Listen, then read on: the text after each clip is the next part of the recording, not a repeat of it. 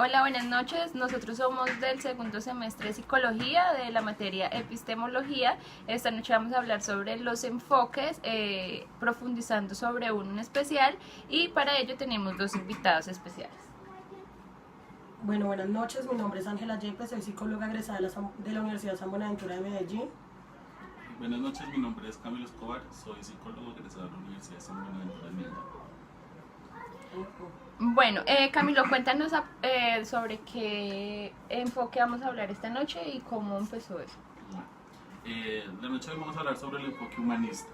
Entonces lo que vamos a intentar es que ustedes puedan comprender las generalidades que tiene este enfoque.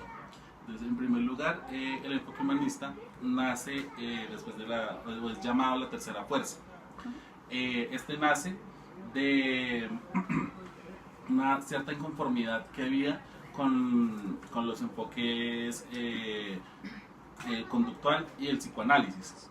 El enfoque humanista lo que hace es tratar una especie de poner como o de dejar ver la importancia que tiene el ser humano, que no se viera como una máquina como era catalogado por los dos enfoques que mencioné anteriormente, sino que era pues una persona con sentimientos, que era libre de decidir y responsable de todas las cosas que se hicieran. Ok. Camilo, ¿cuáles son los principales exponentes de la psicología humanista? Ok, bueno, pues los principales exponentes de la psicología humanista está Carl Rogers. Él habla sobre la terapia central del cliente.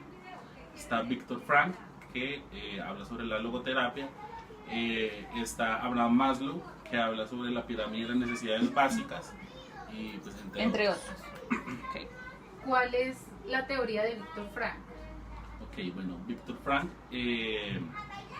luego de que, bueno, pues para contextualizar un poco, Viktor Frankl pues era judío, entonces él vivió todo el holocausto nazi.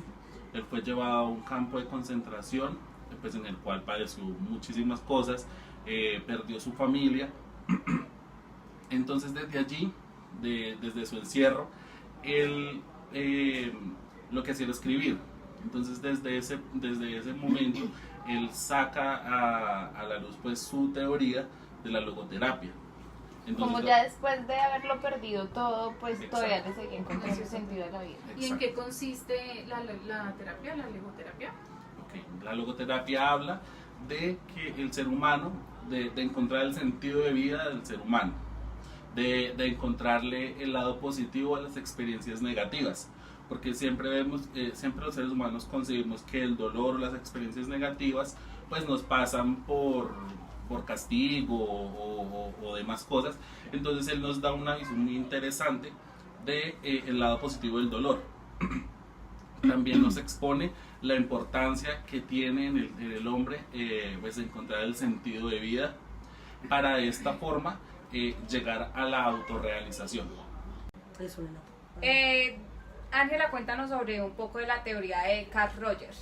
Bueno, Carl Rogers nace en 1902 y muere en 1987, donde menciona que la teoría de él es la de la terapia centrada en el cliente, donde mencionaba que cada ser humano tenía como su autonomía, su pensamiento y su sentimiento para poder llegar como... Ángela, él hablaba también de 3 cualidades de que se debe dirigir el terapeuta a un paciente. Cuéntanos un poco de esas 3 cualidades. Las 3 cualidades que él mencionaba que necesitaba un terapeuta hacia su cliente era que necesitaba tener una empatía hacia su paciente para poder desarrollar su terapia. También mencionaba que tenía que haber una autenticidad de cómo se iba a desarrollar la terapia para poder, de acuerdo a la situación que se presentara en ese momento. Y tenía que tener congruencia de lo que la persona, base a sus necesidades, de lo que la persona necesitaba. Listo.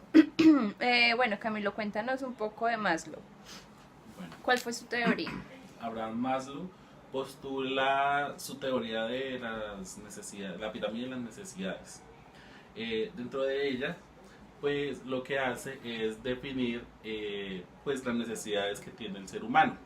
Dentro de ellas están las necesidades fisiológicas, de seguridad, de filiación, de reconocimiento y de autorrealización.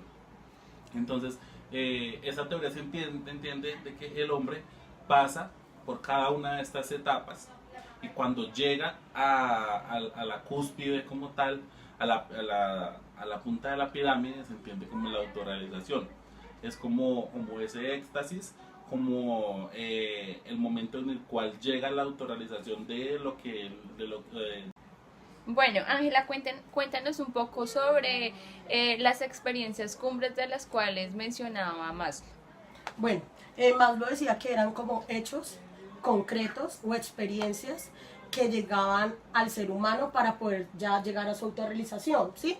Donde mencionaba que podía ser, un ejemplo claro, podía ser los viajes, la muerte de un ser querido, una relación de pareja.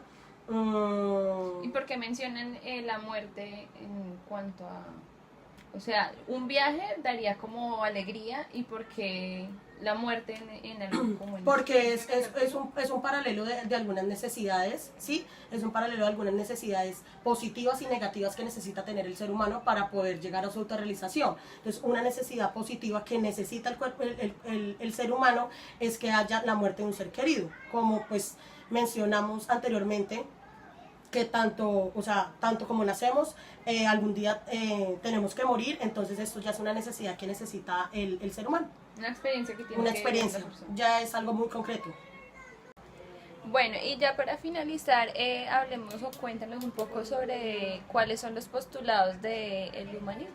Bueno, los postulados básicos del humanismo son: el hombre es más que la suma de sus partes, lleva a cabo su existencia en un contexto humano, es consciente, tiene capacidad de elección, es intencional en sus propósitos, sus experiencias valorativas, creatividad y comprensión de significados. La psicología humanista